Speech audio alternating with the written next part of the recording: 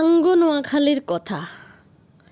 আসসালামু আলাইকুম, মাধবীনুরের পেজে সবাইকে স্বাগতম। সবার ভালো লাগলে আমার পেজটি অবশ্যই সাবস্ক্রাইব করে দিবেন।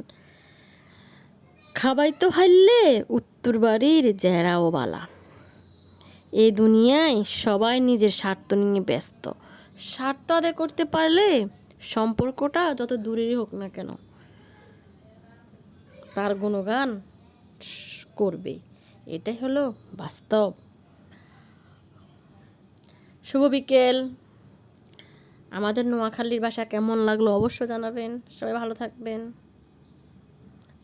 আজকের আয়োজনে ছিল ফুচকা পার্টি।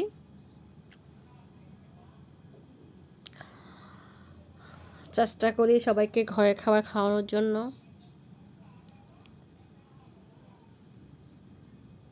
আমার স্বামী তো খাইয়া মাশাল্লাহ দিলে খুশি।